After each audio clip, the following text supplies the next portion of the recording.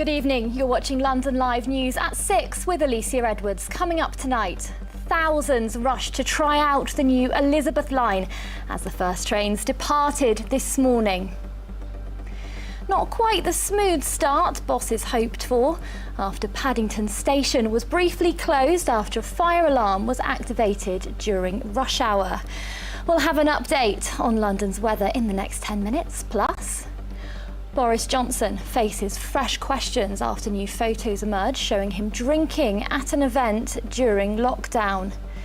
And Dame Joanna Lumley calls for an inquiry into animal testing, saying the system is failing patients. All of that on the way, but first, thousands of people travelled on the capital's £19 billion Elizabeth Line railway in the first few hours of operation this morning. Hundreds of people gathered at Paddington Station first thing in an attempt to be among the first to try out the new line. Well, the first train departed on time at 6:33 a.m, carrying hundreds of excited passengers, including Sadiq Khan, who called it a landmark day. The delayed project was meant to start running in 2018, but missed multiple targets and went at least £4 billion over budget. All leading up to this moment, though. Those on the first trains this morning were pleased with the service and the changes it'll make to their journees. Living in Romford, the Elizabeth line goes right through my town, so the last kind of 10 years of seeing it be built and developed have been quite exciting, and to actually finally have it open and be able to go on the train for the first time, it's fantastic. It really is a good day. I got on at Abbey Wood, I got on the second train ever, and honestly, as we were arriving into Paddington, I was absolutely astonished at how quick we got into Paddington, because I just can't get over how fast it is. It is ridiculously fast. We rode one of the very first trains and it was very exciting, and to see the new stations, including Bond Street, which is opening later. So I think that I will ride this a lot more common to get to Heathrow when I go on holidays. There we go. Good reviews from those passengers, but not all good news. Rush hour didn't go entirely to plan for some. Paddington's Elizabeth line platforms were evacuated following a fire alarm this morning shortly after 8:30. The disruption didn't last long and the station stop was back up and running around 10 minutes later. Also today, Boris Johnson is facing fresh questions after photos showing him drinking at an event during lockdown were published yesterday. The pictures, which were obtained by ITV News, are believed to show the Prime Minister at a leaving party in November 2020 during the second national lockdown. Sadiq Khan gave his thoughts about the photo at today's opening of the Elizabeth line, calling into question the choice of the Met Police to dismiss them when handing out fines. I do think the photograph that I saw for the first time yesterday will have people across the country scratching their heads how it is that even more fines haven't been issued those who work in Downing Street, particularly against the Prime Minister. We police by consent in our country. It's really important when there are questions of integrity directed towards the police service. They respond by reassuring people that there's been a proper investigation. I think the police should be providing clarity how they reach their conclusions, and I'm looking forward to the police explaining how they reached some of the conclusions they did. There we are, Sadiq Khan there with his questions for the Metropolitan Police. Well, Government Minister Grant Shapps said Boris Johnson does not think he was attending a party in the image. The Transport Secretary was speaking with BBC Breakfast. Well, it's certainly a leaving event. His part in it, though, will have been fully investigated by the police. As we know, he wasn't fined for this event, and as you can see, he's raising a glass and he seems to be saying cheers and thank you to a member of staff as he left the office that day. But as I say, I don't seek to defend it because he doesn't either, and he's reformed Number 10, brought in a new office of the Prime Minister, brought in a permanent secretary to that office to look after all of the running of Number 10, which is what should have been happening all along. There we go, Grant Shapps speaking this morning. Well, Sue Gray's report into Partygate is expected in the coming days. Right, staying in Westminster now, the Chief Executive of Ofgem has told MPs the regulator is expecting an energy price cap in October in the region of £2,800. It's currently at £1,971 and is expected to increase due to the volatility of the gas market. Jonathan Brearley said the price changes we've seen are a once-in-a-generation event. He apologised and pledged to fix the energy market. West Ham defender Kurt Zouma has admitted to kicking and slapping his pet cat after footage was posted on social media by his brother. The 27-year-old pleaded guilty to 2 counts under the Animal Welfare Act while appearing at Thames Magistrates Court in East London this morning. The court heard the premeditated attack was filmed by his younger brother, who sent it to a woman he was due to go on a date with. Joanna Zouma admitted 1 count of aiding, abetting, counselling or procuring his older brother to commit an offence. The pair were released on bail ahead of their sentencing at the same court next week. Well, in another disagreement between the Mayor and the PM, Boris Johnson has urged Sadiq Khan to halt plans to expand London's ultra-low emission zone amid the cost of living crisis, saying it would be a tax on families and businesses already feeling the pressure of rising costs. The Mayor wants the £12.50 a day zone to cover most of the capital. Currently, it covers the area inside the North and South Circular roads. Shell was forced to pause its annual general meeting in London today after it was interrupted by environmental protesters chanting, "We will stop you." The oil giant's chairman, Sir Andrew Mackenzie, asked police to clear the room in Westminster after being repeatedly interrupted by members of the audience. Protesters accused the board of spending more money on green advertising than green technology. The police attended later and arrests were made.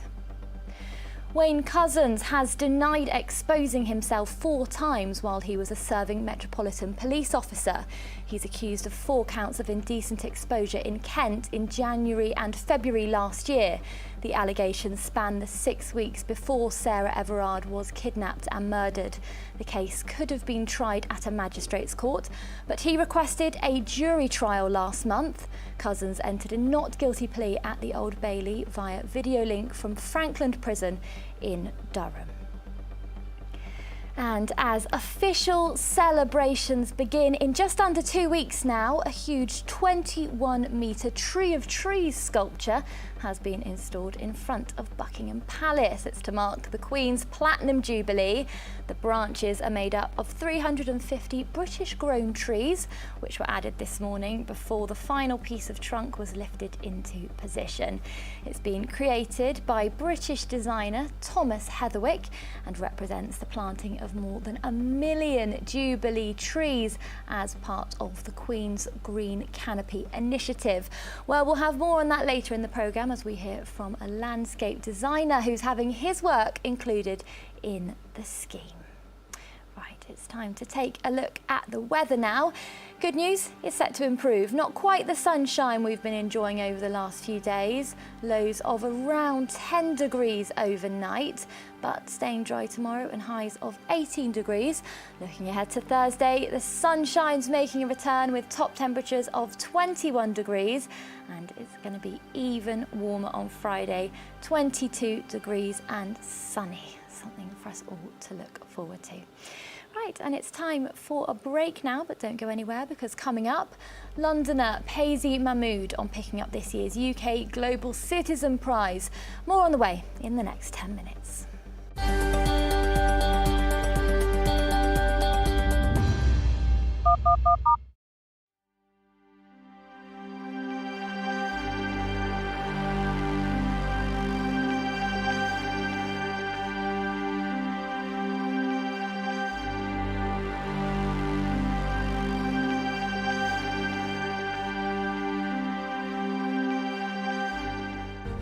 From From breaking news to headline events, the latest trends and places to be. You can now keep up to date on daily life in London across London Live's social platforms. Start the day with an update on the travel and weather, and know what's on around the city and what's being seen by others. With stories from London Live's team of reporters and your videos of the news moments that matter. Minute by minute. That's London Live News on Twitter, Facebook, Instagram and more. Find us at London Live.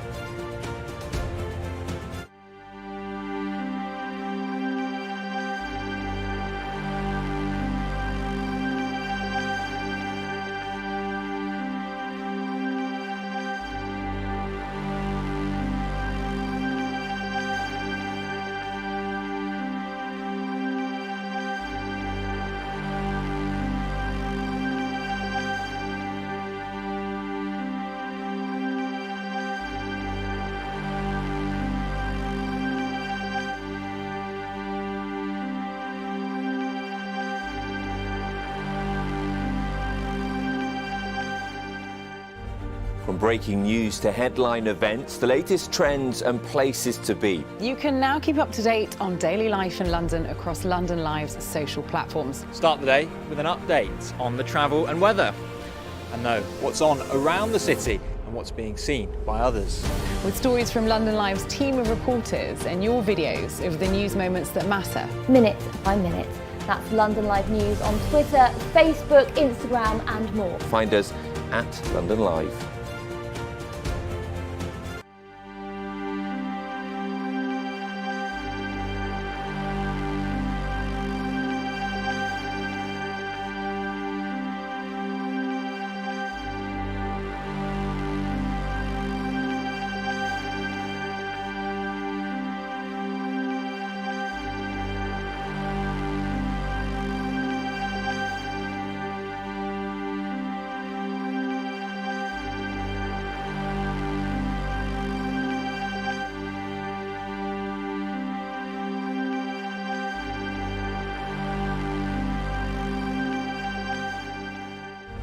From breaking news to headline events, the latest trends and places to be. You can now keep up to date on daily life in London across London Live's social platforms. Start the day with an update on the travel and weather, and know what's on around the city and what's being seen by others. With stories from London Live's team of reporters and your videos of the news moments that matter. Minute by minute. That's London Live News on Twitter, Facebook, Instagram and more. Find us at London Live.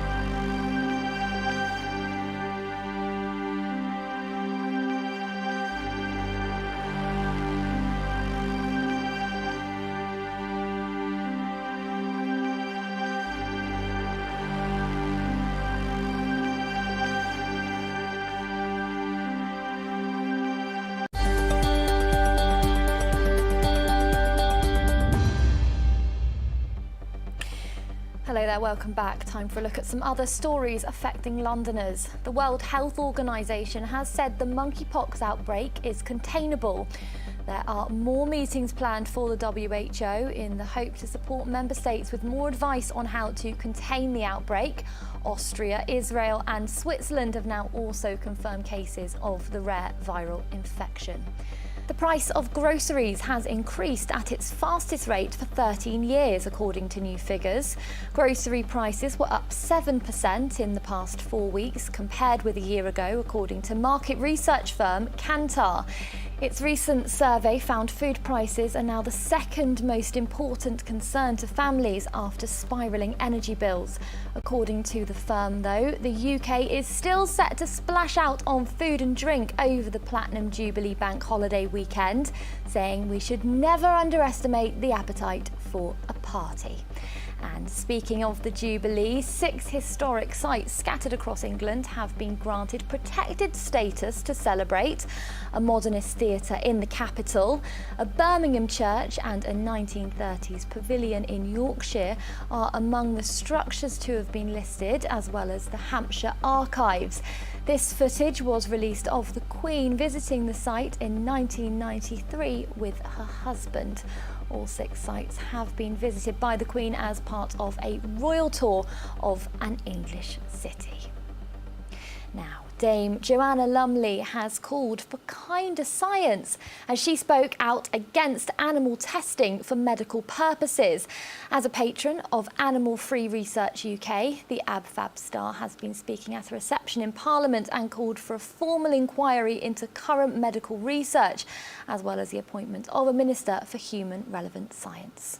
They always say that. They always say we have to test on animals, and quite a lot of the instructions, particularly from the continent, are that these things have to be tested on animals before they're tested, go into any kind of human research, which seems insane, because what you've got to do is to find out if there is an alternative to animal research. And a lot of people go, well, we know there isn't, without having found out.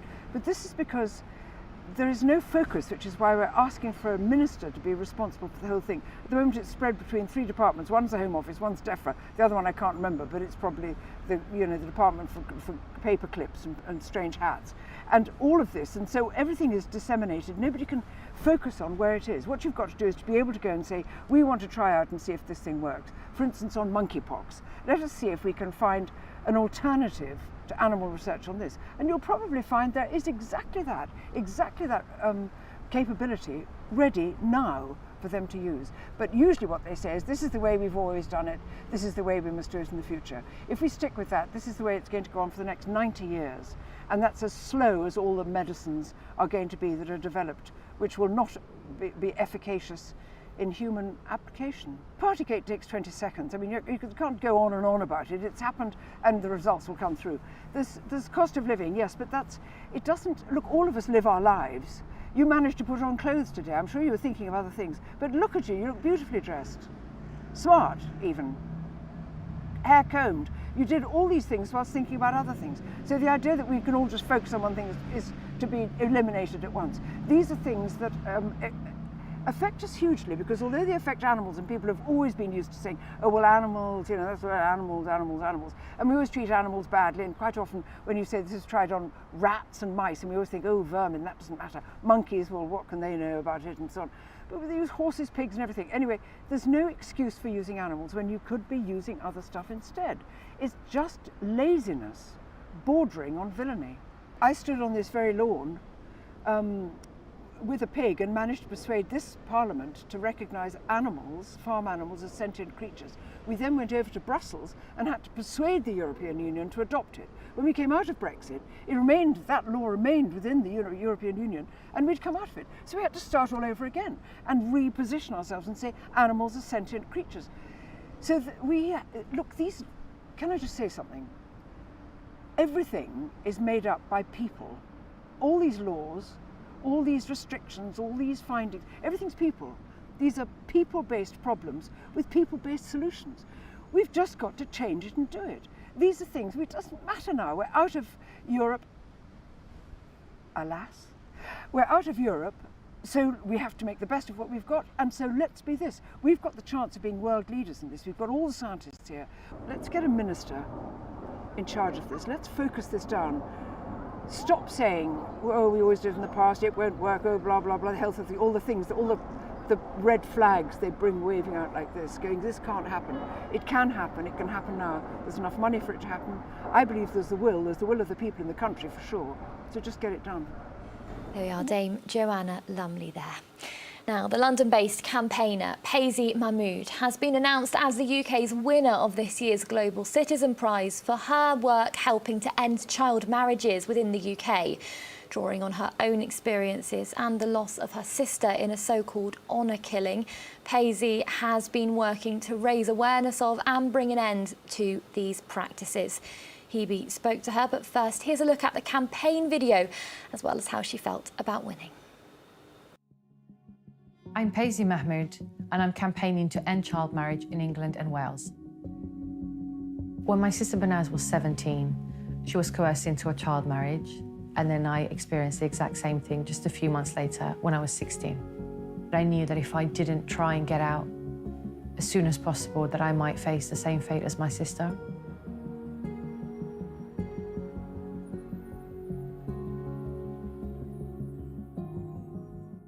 I've been campaigning to change the law so that marriage isn't permitted under the age of 18. My Lords, I beg to move that this bill do now pass. And my Lords, this bill will finally end child marriage in England and Wales. It's a dream of mine to carry on working on child marriage. I'm ready to take on this issue globally. I am incredibly humbled and honoured to be awarded this year's UK Global Citizen Prize. I have been working to end child marriage with ICRO women's rights organisations and to support women and girls who are experiencing harmful practices such as FGM, virginity testing, hymenoplasty, and of course child marriage. So you've worked with the government to modify a bill, which is why you were in the running for this award. Can you tell us a bit about your participation in that and the changes we've seen? So I started working with ICRO, which is an organisation who've been leading the campaign to ban child marriage in England and Wales. And my participation has been talking about the impacts, the personal impacts as a child marriage survivor here in London. I've been sharing my story publicly and also with decision makers to really talk about the harms of child marriage and what this means for children right here in the UK. And so I've been leading this campaign with a personal perspective. The changes to the bill are that no child will be at risk of child marriage and that all forms of child marriage are banned. So we're not only talking about registered marriages, but also religious, customary and cultural marriages. Also, a crucial element to the bill is that any child who is taken out of the UK or specifically brought to the UK for child marriage will also be recognised under this new law. If you wouldn't mind telling me a bit about your experience with child marriage. So I was married here at the age of 16. I was coerced into a child marriage by my father. And I was in a really exciting stage of my life. I was about to head off to college, but that took a really ugly turn when I was coerced into marrying a man twice my age. And just the previous year, I'd seen my sister Banaz, who was 17, also coerced into a child marriage. And looking forward, do you have any more kind of upcoming campaigns we should look out for? Well, I'm really, really excited from here on to continue working with Global Citizen, to carry on campaigning on these issues in the UK to empower women and girls, because girls are our largest and most vulnerable population, and they have the most untapped potential for contributing enormously to ending poverty. I'm really, really passionate about education. As somebody who didn't have access to education for the first 11 years of my life, I want to continue to invest in education for girls, access to basic healthcare and family planning. So I am really looking forward to continuing to work to ending child marriage globally, but also other forms of violence against women and girls. There we are, Global Citizen Prize winner Payzee Mahmod there on the work that she continues to do. Right, we're watching London Live News with Alicia Edwards. A reminder of our top story coming up after the break. Plus, as Chelsea Flower Show returns, we hear from landscape designer Joe Perkins from his installation at the event.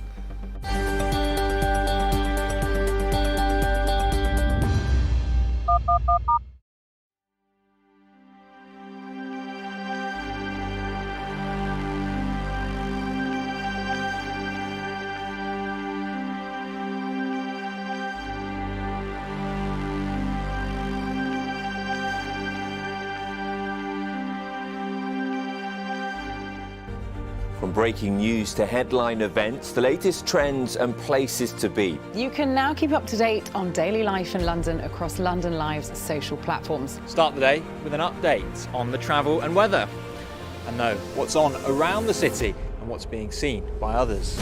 With stories from London Live's team of reporters and your videos of the news moments that matter. Minute by minute. That's London Live News on Twitter, Facebook, Instagram and more. Find us at London Live.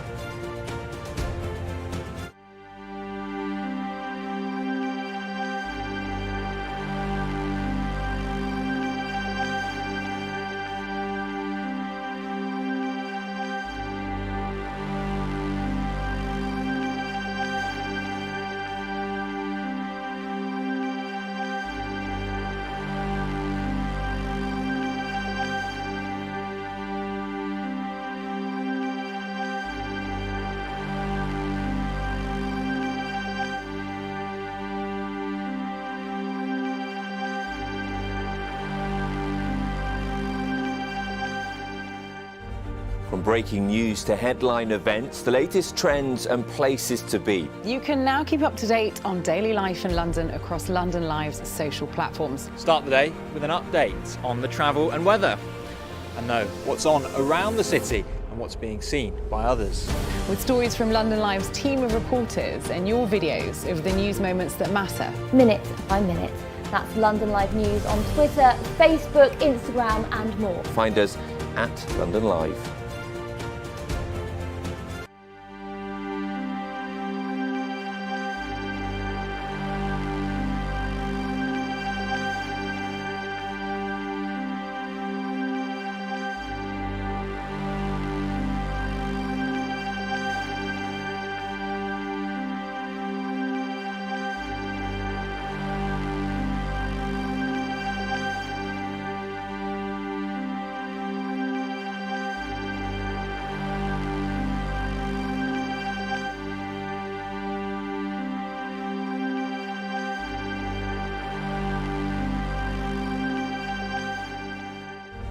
From breaking news to headline events, the latest trends and places to be. You can now keep up to date on daily life in London across London Live's social platforms. Start the day with an update on the travel and weather, and know what's on around the city and what's being seen by others. With stories from London Live's team of reporters and your videos of the news moments that matter. Minute by minute. That's London Live News on Twitter, Facebook, Instagram and more. Find us at London Live.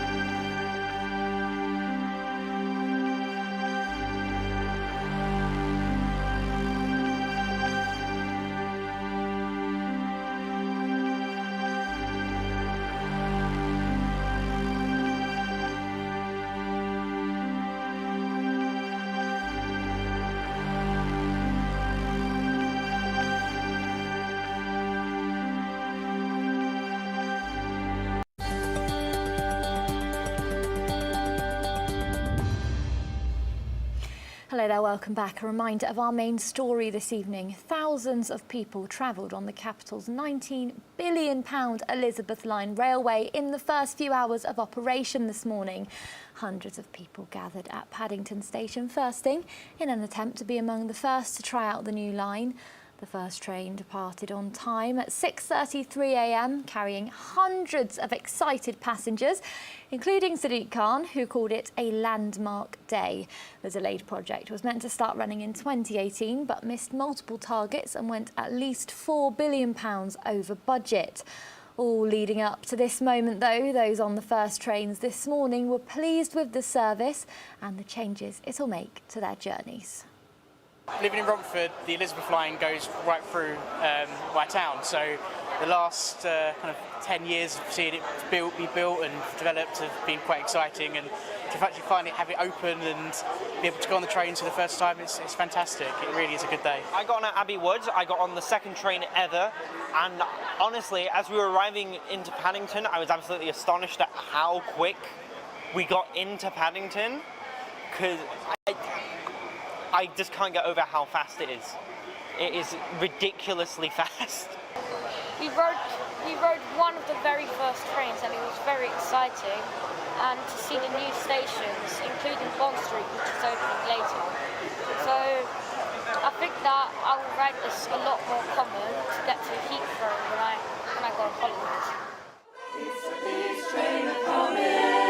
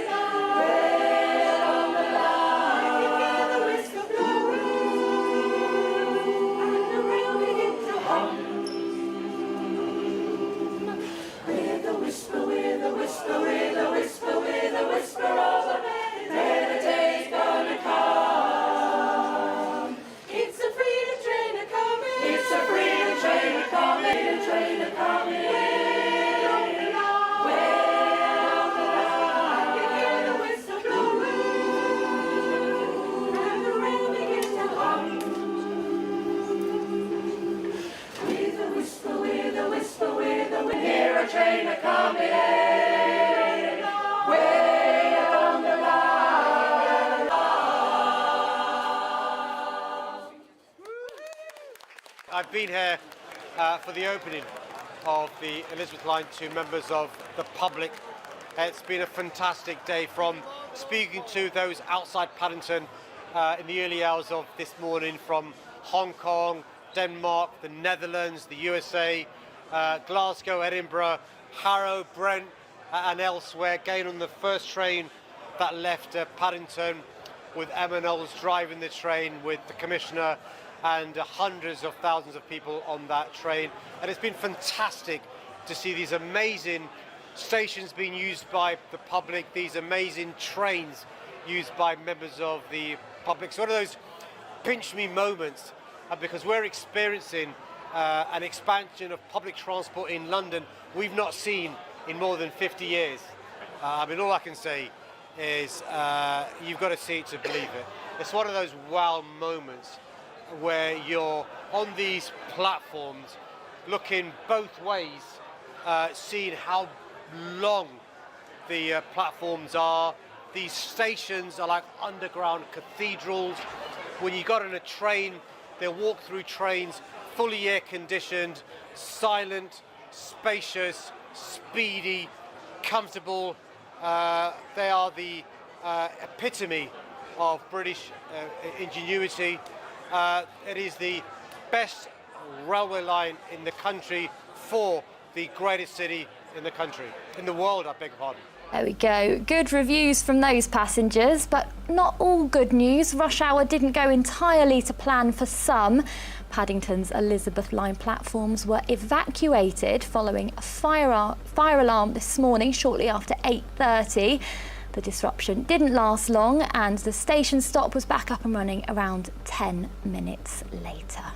Staying in Westminster now, the chief executive of Ofgem has told MPs the regulator is expecting an energy price cap in October in the region of £2,800. It's currently at £1,971 and is expected to increase due to the volatility of the gas market. Jonathan Brearley said the price changes we've seen are a once-in-a-generation event. He apologised and pledged to fix the energy market. West Ham defender Kurt Zouma has admitted to kicking and slapping his pet cat after footage was posted on social media by his brother. The 27-year-old pleaded guilty to 2 counts under the Animal Welfare Act while appearing at Thames Magistrates Court in East London this morning. The court heard the premeditated attack was filmed by his younger brother, who sent it to a woman he was due to go on a date with. Joanna Zuma admitted 1 count of aiding, abetting, counselling or procuring his older brother to commit an offence. The pair were released on bail ahead of their sentencing at the same court next week. Now, with the return of the annual Chelsea Flower Show, people in the capital might be encouraged to take a look at how our own gardens are looking as we head towards the summer months, with more than 2 million Brits being part of online communities related to gardening. Landscape gardener Joe Perkins has taken this as inspiration for his installation at the show. Well, he's been telling me more. First and foremost, it's about celebrating the fact that there's almost 2.2 million people here in the UK who are part of almost, well, actually 14,000 groups on Facebook and Instagram, which are related to nature, gardening, horticulture and sustainability, which really is testament but to 2 things. It's testament to how much we love nature here in the UK, but it's also speaks a lot about the importance of social media in terms of sharing that expertise and knowledge and being able to engage with like-minded people. So that's what the garden's about. It's about connection, it's about communities, and we're relating that idea, or we're demonstrating that idea in the garden through interrelated communities of plants. So we've got the woodland, sort of dark woodland shade that I mentioned behind me, but in front of me there's a stream running around the edge of the deck, and then in front of rising up above that there's a meadow with damp meadow species running up to drier meadow species above that, and then to either side of me there's big coppiced sweet chestnut trees with woodland edge planting there. So it's a huge diversity of species, which is only really possible if you've got an underpinning network of fungi which form symbiotic relationships with all these plants. So it's about resilient communities, resilient ecosystems, our place in nature, and the importance of trees and timber, of course, as a sustainable building material. Symbolising this kind of community on social media. For once, we're seeing the good side of social media here, aren't we? There is, there is a lot of knowledge and support that you can get from social media.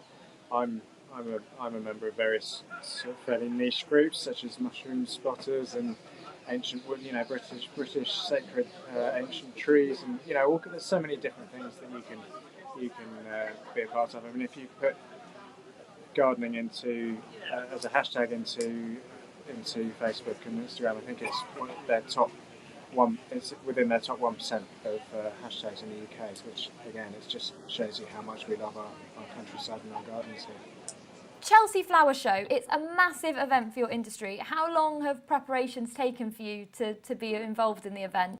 Well, this has been a long one for us because it was supposed to happen in 2020 and of course was cancelled due to the pandemic. Then we geared up again in 2021, it was cancelled again. So finally, it's great. It's great to be back here now, and it's lovely that it's back in May. Of course, we had the events in September, but it's taken a long time. It's taken us 2 years. But in terms of actually physically building on site, we get 18 days. So it's long days, constant days. You're on site at 7 a.m. and you leave site at 8 p.m. And weekends don't happen. So it's a big ask of everybody in the team. But we've got a huge team behind us. I think I've counted at last count almost 50 people involved in either physically working on the garden here or having actually made something for the garden. So your garden's going to be rehomed in the National Forest, which is part of the Queen's Green Canopy initiative. How does that work? It is, you're right, yeah. It's part of the Queen's Green Canopy initiative for the Platinum Jubilee, of course. And it's going up to the National Forest, which is an amazing regeneration project which has been going on since the early 1990s. Because everything's timber in the garden, it's actually very easy for us, relatively easy for us to pack up and move. We used absolutely no concrete at all in the construction of the garden, which means that we've got zero waste in terms of anything that we have to get rid of. And it will be relatively easy for us to rebuild, although of course the big challenge will be the huge trees that we have in the garden, some of which weighing in about just over 5 tonnes. So there is a challenge there in building it, but it's going to a great place. And the National Forest is probably one of the most ambitious, actually, regeneration projects in the UK at the moment. Obviously, shows like Chelsea inspire people to get out in the garden. I moved into a flat myself with a garden last year and it's a mess. So for someone with no experience like me, what should we be doing? How can we be getting out there and giving things a go? Best things to get in the garden would be a tree. Even if it's a small tree in a small garden, something like a crabapple or another British native which doesn't get too big. Would be the best thing, because the sooner that you put a tree in, of course, the sooner it starts growing, and trees are there for the long term. So they will give you and nature and the wildlife that goes with that. It will give you give them a home, but also provide you with structure throughout the year. So, put in a tree if you can. And the other tip I'd give anyone who's new to gardening or horticulture is don't be afraid to make mistakes. So don't be afraid to try things just because you think you don't know anything, because nature is very forgiving and also very adaptable. So plants want to live, if they can, they will. And if it doesn't work, then try something else. It's, that's part of the fun of it, and part of the fun of the creation process, and of course the ongoing looking after the garden, which is, gives everybody so much pleasure. There we go, some great advice. Joe Perkins there with his top tips on getting out in the garden from his own space at Chelsea Flower Show. Now, we're heading for a final break, but on the way, marking his 80th birthday, David Remfry takes us through his most celebrated works.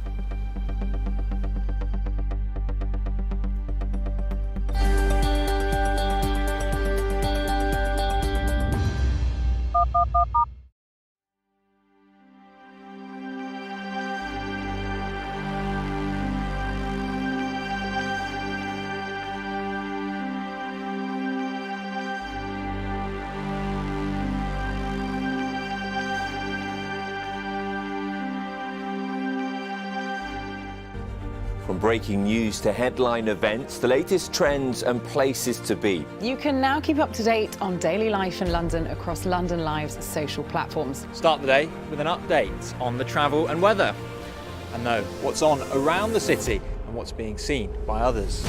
With stories from London Live's team of reporters and your videos of the news moments that matter. Minute by minute. That's London Live News on Twitter, Facebook, Instagram and more. Find us at London Live.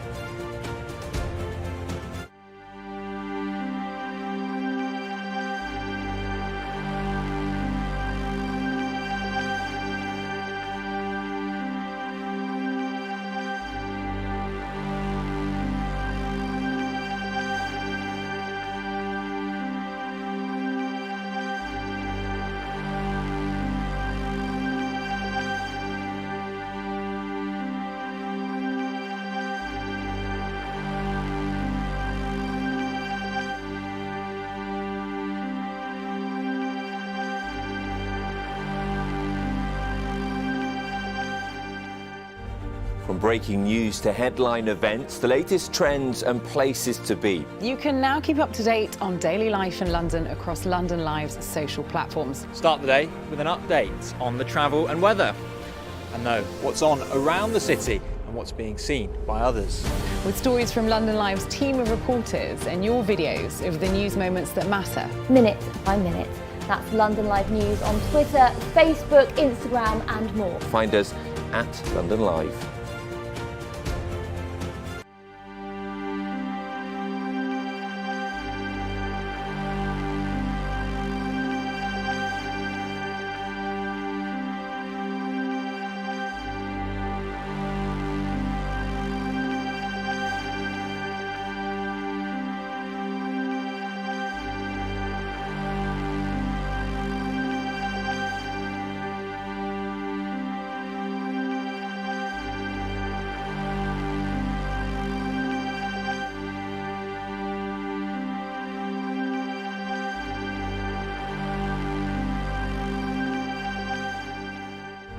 From breaking news to headline events, the latest trends and places to be. You can now keep up to date on daily life in London across London Live's social platforms. Start the day with an update on the travel and weather, and know what's on around the city and and what's being seen by others. With stories from London Live's team of reporters and your videos of the news moments that matter. Minute by minute. That's London Live News on Twitter, Facebook, Instagram and more. Find us at London Live.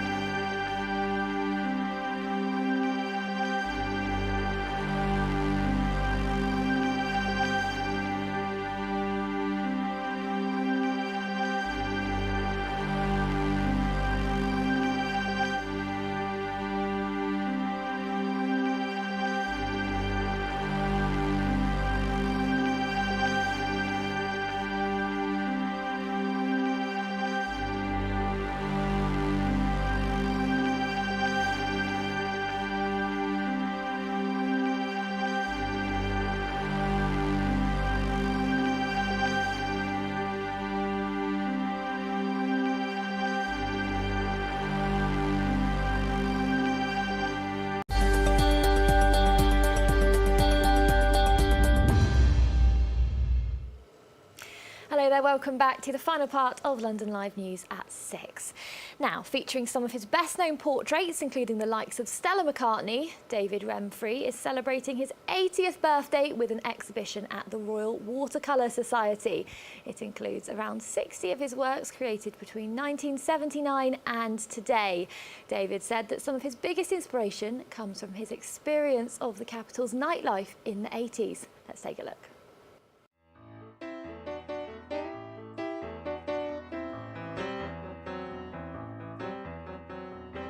The inspiration is pretty much always people. There are two paintings, two watercolours. One is of Bonnie, the night telephone operator at the Chelsea Hotel, and one of her is of Amy, who is the daytime operator at the hotel. The characters that they were, you know, Amy was just the most lovely woman, you know, lovely human being. And Bonnie was a piece of work, as they say.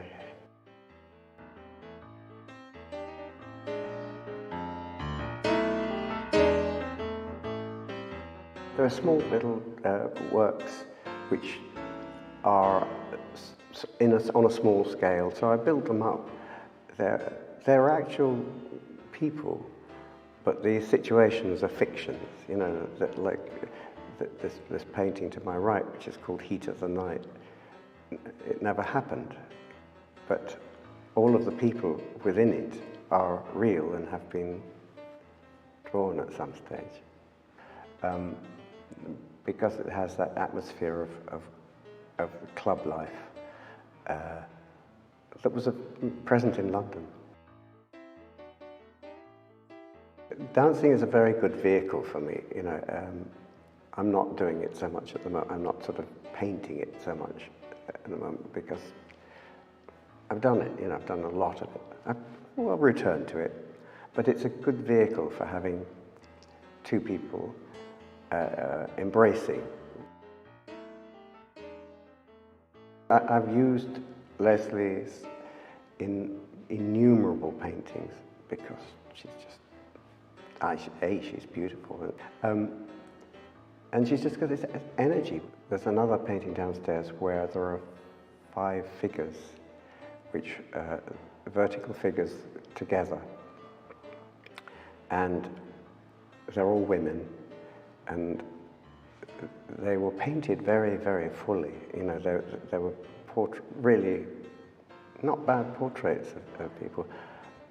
And I decided that something made me want to make a work where they disappeared. So one by one, I power hose on them and obliterated most of the top half of them and left little bits of the residue downstairs. You know, people can make of it what they want, but it is about women. The skulls were part of something that I was very interested in. About 40 to 50 years, I don't know longer. I bought a skeleton. I got really interested in, partly because I wanted to know what, refamiliarize myself with what goes on underneath, the structure of it.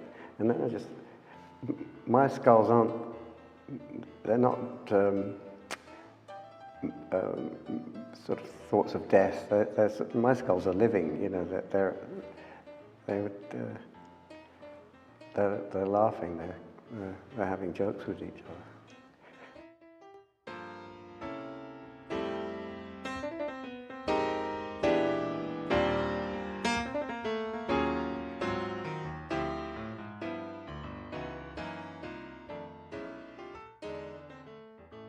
David Remfrey there at the Royal Watercolour Society, that exhibition on now celebrating his 80th birthday. Happy birthday, David. Right now, 1,000 young people from Lewisham and Trinity Labour Music and Dance School are performing in a large-scale performance to demand action on the climate emergency. Called Hope for Justice, it's part of the initiative We Are Lewisham, which is this year's London Borough of Culture. Well, James spoke with the choreographer of the event and London's former Young Poet Laureate, Cecilia Knapp, who'll be performing alongside the dance, and asked the children involved to offer up their own poetry about climate justice.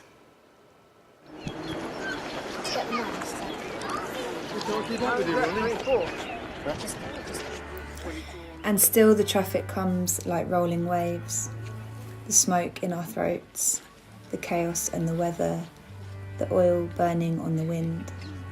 The trees sleep in the parks and line our streets like veins, silently doing their work. You have the right to breathe in your city. The reason we called it Hope for Justice is because we wanted to inspire a call for action, and we wanted to inspire people to feel something and not kind of feel too caught up in the impending doom, but to feel a want to help change and a want to do something about it. So once we kind of had these discussions and figured this out, it felt really natural to deliver this material to young people, especially me through movement, having discussions and kind of creating material that allowed us to speak through movement and wasn't just about steps. Especially reading through Cecilia's poetry, the responses they come up with are so clear. It's like, we don't have to overcomplicate this. This is the message. And it's kind of been a really amazing back and forth of information given.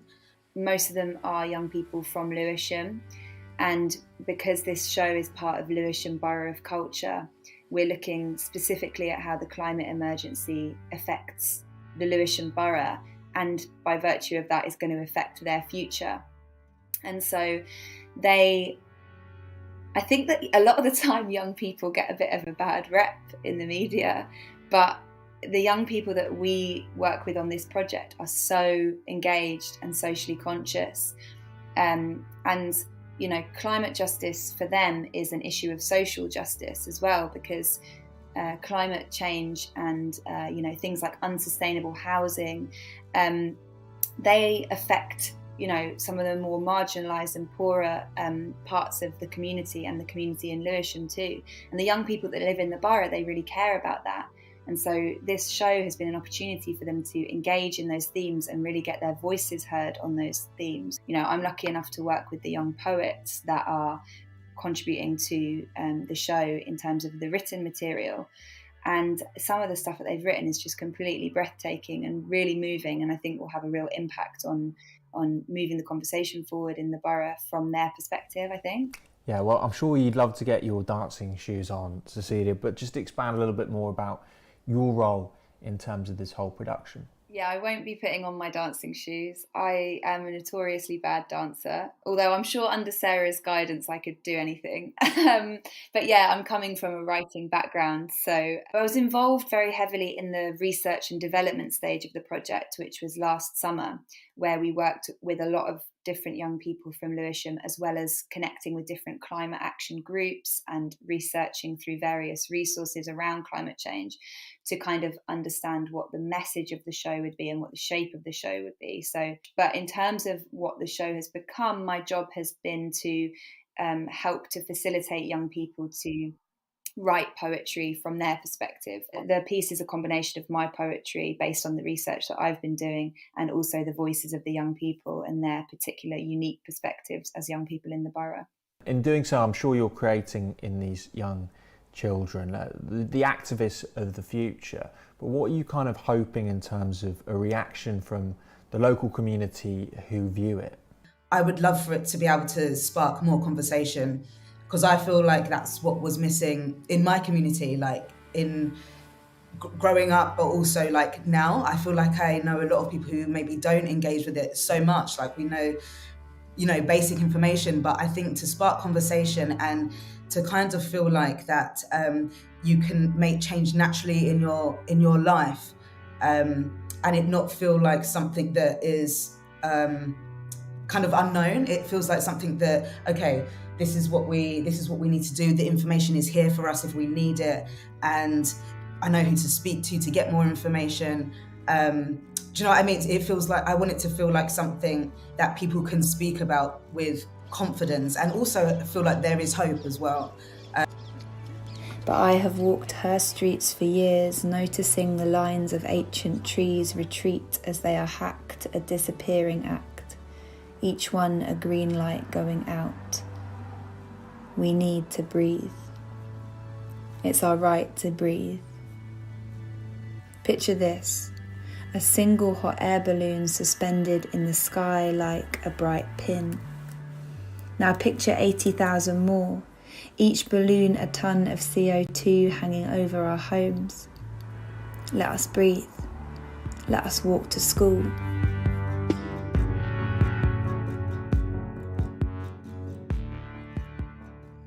There we go, Cecilia Knapp there, taking us away on that hot air balloon, with those two performances taking place next month at Mountsfield Park on the 18th of June. Right, just before we leave you this evening, let's take another look at the weather. It's good news, set to improve. Not quite the sunshine that we've been enjoying over the last few days, but it's staying dry tomorrow and highs of 18 degrees.